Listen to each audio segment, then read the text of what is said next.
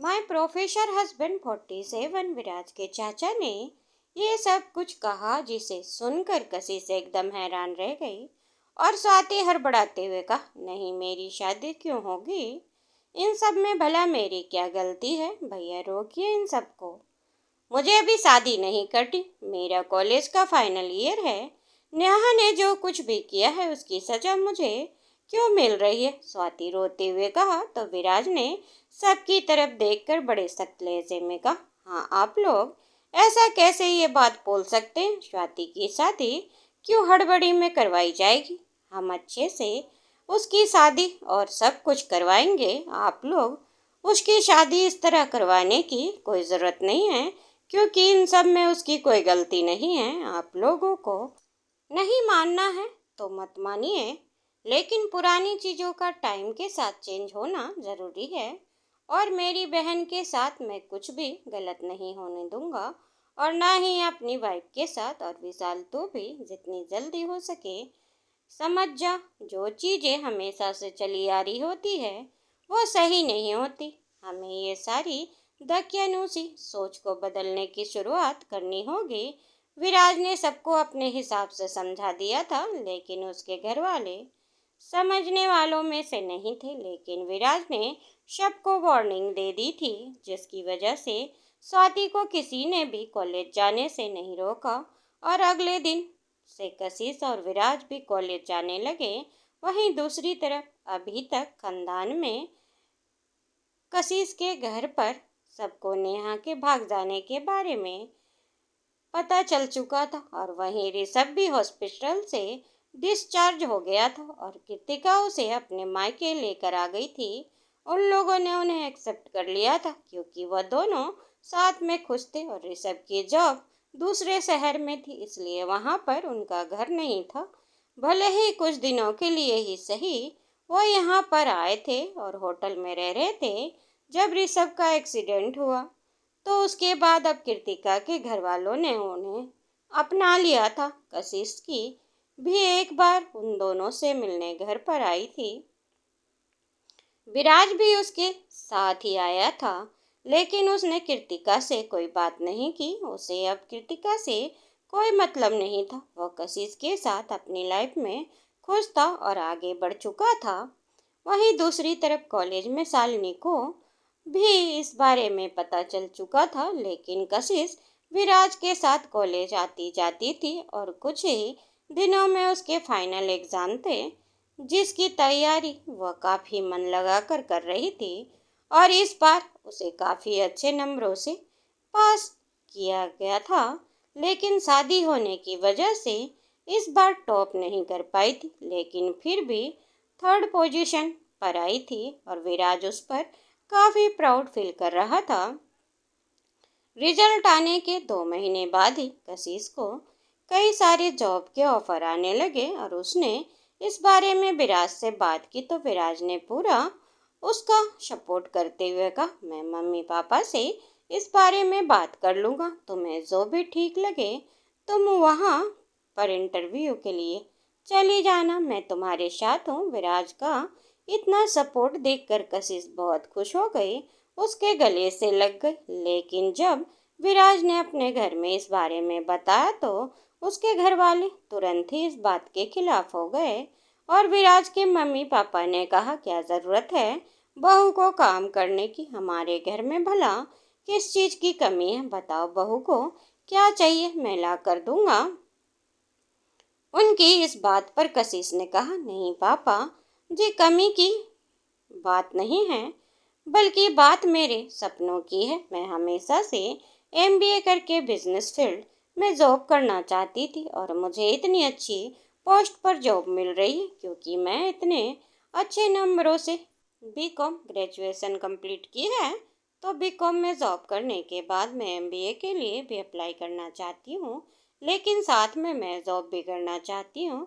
इसमें क्या गलत है? कशिश उन लोगों को कन्विंस करने की कोशिश की और विराज ने भी, लेकिन वो लोग नहीं माने। उन्होंने उन दोनों से ही साफ साफ शब्दों में ये बात कह दी, हमारे घर की बहुएं काम नहीं करती हैं, आज तक किसी ने नहीं किया तो ये भी नहीं करेगी। इस बात से कशिश बहुत परेशान हो गई और उसने विराज की तरफ उम्मीद भरी नजरों से देखा तो विराज ने भी अपना फैसला सुनाते हुए कहा, ठीक है, अगर आप लोग कशिश को जॉब नहीं करने देंगे तो फिर हम दोनों यहाँ पर नहीं रहेंगे। वैसे भी कॉलेज वाले मेरा ट्रांसफ़र नोएडा में करना चाहते हैं। मैंने उन्हें मना कर दिया था क्योंकि आप लोग के साथ रहना था। वहाँ पर भी मेरी पोस्ट काफ़ी ऊंची है और सैलरी भी ज़्यादा है और कशिश को भी वहाँ से कई सारे जॉब ऑफर आए हैं। तो हम लोग दिल्ली से नोएडा शिफ्ट हो जाएंगे, जो कि यहाँ से काफ़ी दूर भी नहीं है, और आप घर परिवार की इज्जत भी बनी रहेगी। विराज ने एकदम से कहा तो कशिश काफ़ी ज़्यादा हैरान हो गई क्योंकि इस बारे में उन दोनों ने बिल्कुल भी डिस्कस नहीं किया था और कशिश भी नहीं चाहती थी कि उसकी वजह से विराज अपने परिवार वालों से दूर हो जाए। इसीलिए उसने कहा, नहीं राज, यह क्या कह रहे हैं आप, ऐसा कुछ नहीं है, ऐसे मैं जॉब नहीं करूँगी। अगर सबको प्रॉब्लम है तो कोई बात नहीं, लेकिन आपको घर छोड़ने की ज़रूरत नहीं है। कशिश ने ये कहा तो सब उसकी तरफ देखने लगे और विराज ने उसका हाथ पकड़ते हुए कहा, लेकिन हर बार तुम ही क्यों सैक्रिफाइस करोगी?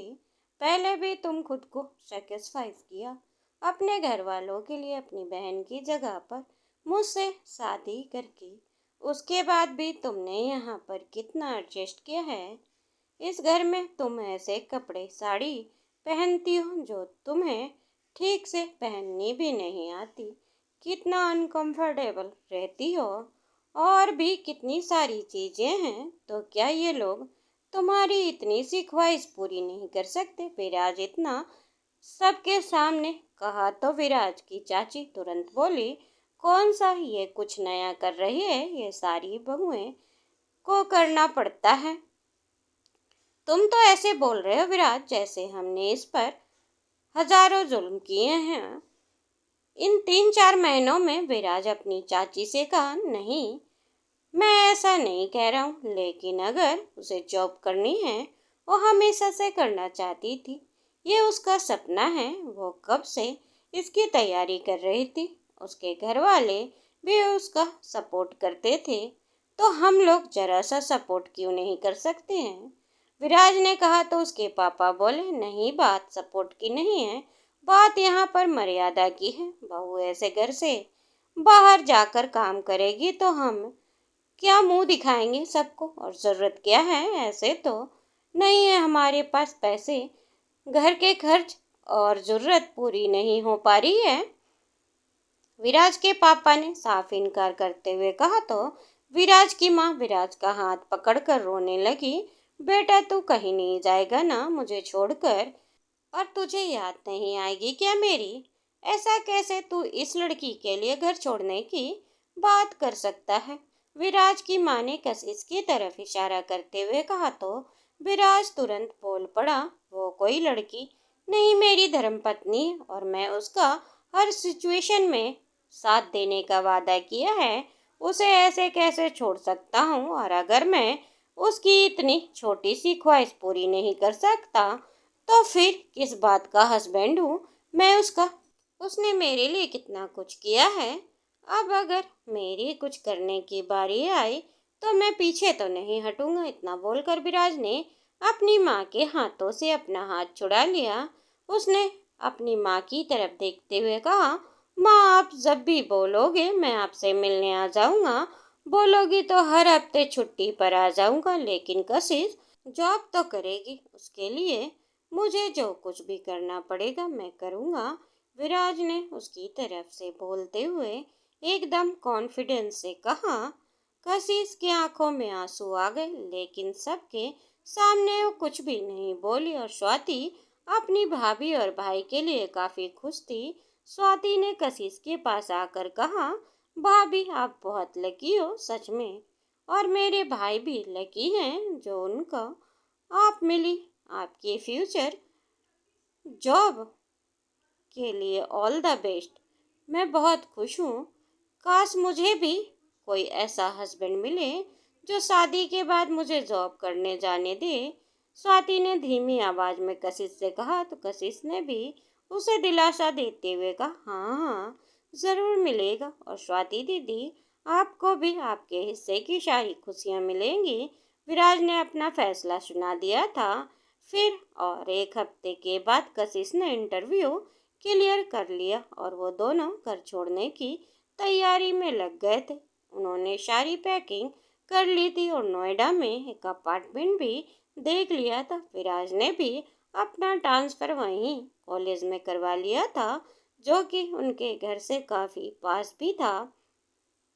आखिर वो दोनों एक साथ एक हफ्ते बाद वहां से निकल गए। सिर्फ विराज की माँ रो रही थी। उसके जाने के बाद बाकी किसी ने भी उन्हें नहीं रोका, क्योंकि वो विराज का फैसला था और सबको पता था विराज कोई फैसला ले ले तो फिर वो और किसी की नहीं सुनता। जैसे घर वालों उसकी बात मानने को राजी नहीं थे, वो भी अभी किसी और के लिए रुकना नहीं चाहता था। कशिश के साथ वो अपनी नई जिंदगी शुरू करने के लिए वहां से चला गया। 1 महीने बाद नोएडा के उस अपार्टमेंट में वो दोनों बहुत ही खुश थे। कशिश अपनी जॉब से 6 बजे वापस आ जाती थी और विराज का कॉलेज लगभग 4 बजे ही खत्म हो जाता था, तो वो उसे पहले घर वापस आ जाता था और दोनों साथ में काफी खुश थे। कशिश ने थोड़ा बहुत खाना पीना बनाना सीख लिया था, लेकिन विराज को अभी उससे ज़्यादा चीज़ें बनानी आ गई थी। भले ही बाकी कामों के लिए घर में उन्होंने हाउस हेल्प लगा रखी थी, लेकिन कभी कभी दोनों साथ मिलकर भी डिनर बनाते थे। ज़्यादातर वो बाहर का खाना खाने जाते थे और एक दूसरे के साथ काफ़ी अच्छी लाइफ स्पेंड कर रहे थे। 6 महीने बाद कशिश ने एमबीए में एडमिशन ले लिया था, वहीं नोएडा के सबसे बड़े कॉलेज में। विराज भी वहीं पर प्रोफेसर था, लेकिन वो एमबीए वाले स्टूडेंट को नहीं पढ़ाता था, वो ग्रेजुएशन लेवल पर पढ़ाता था। लेकिन अब वो दोनों फिर से एक साथ कॉलेज आने जाने लगे थे और वहाँ के प्रिंसिपल उन दोनों के लिए पहले ही बता दिया था वो दोनों हस्बैंड वाइफ हैं। एक दिन रात को वो दोनों अपने अपार्टमेंट की बालकनी में खड़े थे। कशिश ने विराज के हाथ को पकड़ते हुए धीरे से उसके कंधे पर अपना सिर टिकाए हुए धीमी आवाज में बोला, थैंक यू सो मच राज, मैं यहाँ पर आपके साथ बहुत खुश हूँ। थैंक यू मुझे मेरे हिस्से की सारी खुशियाँ देने के लिए।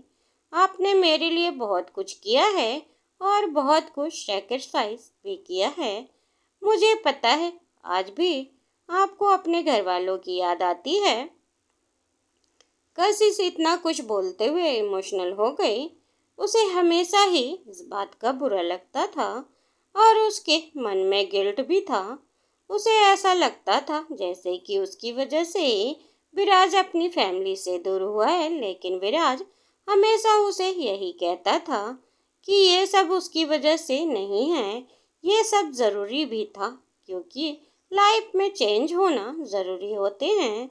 विराज ने उसकी तरफ देखते हुए धीरे से उसके माथे पर किस किया और कहा, तुमसे कितनी बार कहूँ कि ये सब तुम्हारी वजह से नहीं है, और मुझे जितने भी याद आए फैमिली की, मैं हर हफ्ते तो जाकर उनसे मिलाता हूँ। हाँ कभी कभी नहीं जा पाता, लेकिन ज़्यादातर तो जाता ही हूँ। और माँ तो मुझसे रोज ही फ़ोन कॉल करती रहती है, इसीलिए इतना भी याद नहीं आती। तुम तो अपने घर वालों से 1 महीने में भी मिलने नहीं जाती हो, तुम्हें तो ज़्यादा याद आती होगी ना।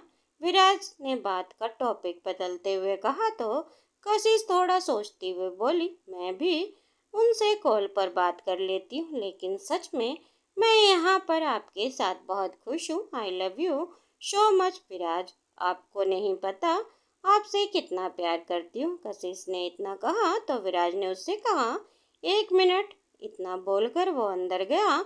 उसने कशिश की डायरी अपने साइड की अलमारी से निकालकर उसे दिखाते हुए कहा, शायद मुझे पता है कि तुम मुझसे कितना प्यार करती हो। कब से? इतना बोलकर वो हंसने लगा तो कशिश की आंखें हैरानी से बड़ी हो गई और उसने चिल्लाकर कहा, मेरी डायरी आपके पास क्यों है? और आपने इसे पढ़ा तो नहीं है ना? विराज, आप ऐसा कैसे कर सकते हैं?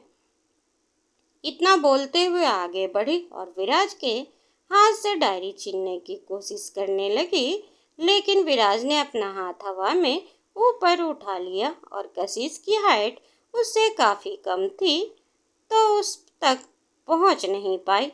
और फिर कशिश ने मुंह बनाकर कहा, लेकिन विराज, ये गलत बात है। आपने ऐसा क्यों किया?